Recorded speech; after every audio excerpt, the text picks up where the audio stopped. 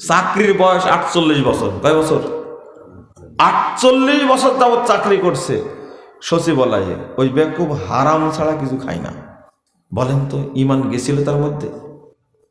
Passport অফিসে চাকরি করছে। পাসপোর্ট অফিস মানেই দুর্নীতির আড্ডা, কাস্টমস মানেই দুর্নীতির আড্ডা, ভূমি অফিস মানে দুর্নীতির আড্ডা, প্রশাসনে চাকরি করা মানে দুর্নীতির আড্ডা। বলে যে আমি প্রশাসনে চাকরি করি, একটা ঘুষ খাইনি। এটা ইবলিসও বিশ্বাস করবে না। এ কথা বলে ইবলিসও বিশ্বাস করবে না যে না। একজন বলছে যে আমি কোনোদিন ঘুষ খাইনি। আমি বললাম যে যে জায়গায় ছিলেন ওই জায়গায় আপনাকে কেউ ঘুষ দিতে আসেনি। তখন আমাকে বলছে আপনি কিভাবে জানলেন? আমি বলছি আপনার মতো আরো অফিসার আমাকে বলেছে, যে বলবে আমি কোনোদিন ঘুষ খাইনি, মনে রাখবেন ওর কাছে কেউ ঘুষ নিয়ে যায়নি, গেলেই খেত। গেলেই কি? একজন পরহেজগার মানুষ আমাকে বলছে যে ঘুষ কেন নেই। দেখেন বিদ্যুৎ অফিসে বড় অফিসার, একজন বড় অফিসার তো বলছে যে ঘুষ তো খাওয়াই লাগবে, ঘুষ খাবো না। ঢাকায় চাকরি করতাম, তো ওখান থেকে পাঠায় দিল আমাকে পঞ্চগড়ে, ওখানে যে একই অবস্থা। এরপরে পোস্টিং হলে বান্দরবনে। আমি তখন চিন্তা করলাম যে ঘুষ খাওয়াই লাগবে, কি করা লাগবে। আমি আবার ঢাকায় আসলাম। তো কি করলাম, একটা পথ করলাম যে ঠিক আছে আপনি আসেন, আপনার কাজটা করে দেব, 5 লাখ টাকা নিয়ে আসেন। কয় লাখ? 5 লাখ টাকা কন্ট্রাক্ট হয়েছে। তো এদিকে এবার একটা এতিমখানার অভিভাবককেও ডাকছে, আচ্ছা একটা আসেন, স্বাক্ষর টাকার হয়ে গেছে। তো এখন বলছেন যে এই টাকাটা ওনাকে দেন। যে ওনাকে দেবো কেন? উনি আসছেন তো এতিমখানার কাজ করবে, তা আপনার টাকা দিয়ে শুরু হোক। শোনেন, শেষ হয়নি গল্প এখনো। তো টাকার বান্ডিল থেকে 2টা নোট 1000 টাকা বের করে দিচ্ছে ওকে। বুঝেননি কথা? কয় টাকা? এখন উনি বলছেন যে বাকিগুলো কি করবেন? বলছে নিয়ে আসছিলাম, যখন আপনি নিলেন না এটা নিয়ে যাব। আমি বললাম যে না না, স্বাক্ষর হয়ে গেছে যে টাকা নিয়ে যাবেন, আপনাকে দিতে বললাম টাকাটা এতিমখানায়, আপনার টাকা বৈধ পথে ব্যয় হোক, আমি নিলাম না, আল্লাহ যেন সাক্ষী থাকে। পরহেজগার কথা দেখছেন। তখন তিনি বলছেন যে না স্যার, স্বাক্ষর হয়ে গেছে যেহেতু, আমি টাকাটা নিয়ে যাই, আমার অনেক কাজে লাগবে। টাকা তো আমার, আপনি নিয়ে যাবেন কেন? তো আপনি যে এতিমখানায় দিবেন। ওর কাছে এতিমখানা কিছু মনে হয়নি। কয় টাকা দিছে বলেন তো? 2টা নোট দিছে। কিসের? 500 টাকা। 500 টাকা। আপনি বলে 1000 টাকা, আমি একবার বলি না, আমি 500 টাকা বলেছি। 500 টাকার 2টা নোট দিছে। কয় হাজার হয়েছে? ওর লাভ হয়েছে কয় হাজার? 4,99,000 লাভ হয়েছে। 4,99,000। এ এখন অফিসে গিয়ে গার্মেন্টসের মালিককে বলবো যে স্যার কাজ ওকে। ওর কয় টাকা লাভ হলো? 4,99,000। আমি বললাম যে তারপরে কি করলেন? বলছে এখন খুব ভালো পথ অবলম্বন করেছি, টাকা আমি নিই কিন্তু ওকে বুঝতে দেই না। কিন্তু এতদিন সৎ ছিলাম এতটুকু, ওকে বুঝায় যে টাকা আমি নেই না, কিন্তু যে দিতে আসে সে এখন বুঝে টাকাটা আমি খাই। বুঝেননি কথা? দাঁড়িয়ে আছে খুব সুন্দর, ওই লোকে দাঁড়িয়ে আছে, আসলে পরহেজগার মানুষ, আসলে পরহেজগার মানুষ। উনি হারাম খায় না, ফাইনাল একবারে। কিন্তু তার পদ্ধতি এখন যে টাকাটা আমি নেই, ও বুঝে যে আমি খাই, কিন্তু এখন পর্যন্ত আমি নিজে খাইনি।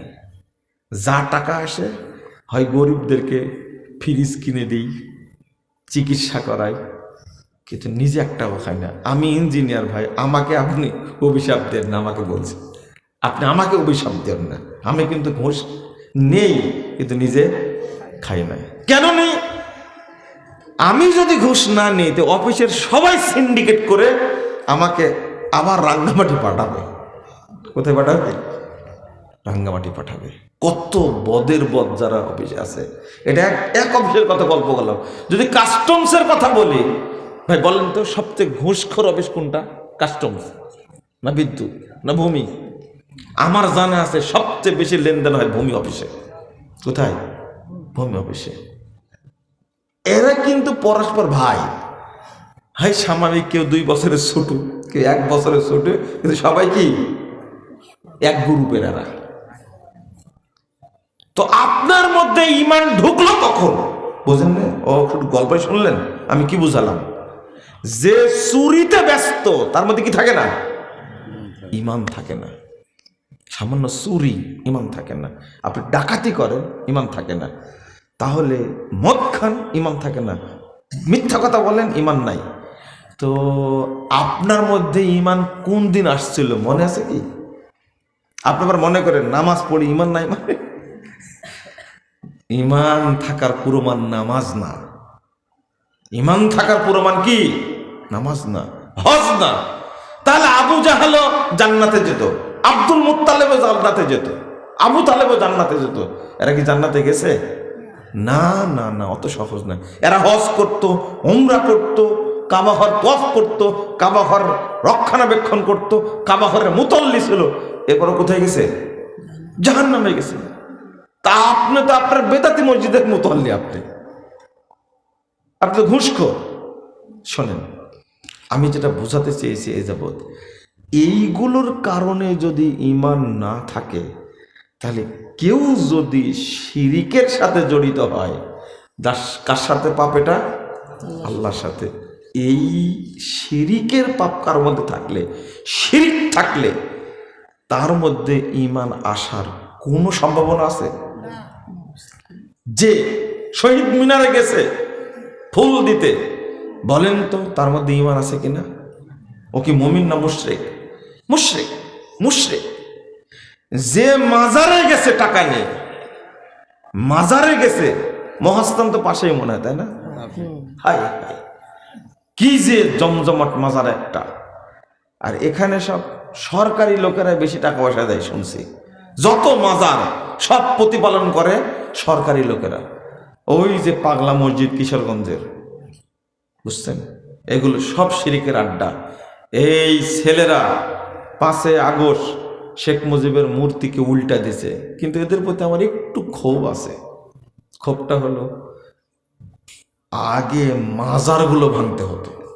কি যত মাজার আছে, এই ছাত্ররা না ভাঙলেও একদিন মাজার ভাঙ্গার লোক আল্লাহ তৈরি করে দেবেন ইনশাআল্লাহ। বাংলাদেশে কোনো মাজারই থাকবে না একদিন ইনশাআল্লাহ।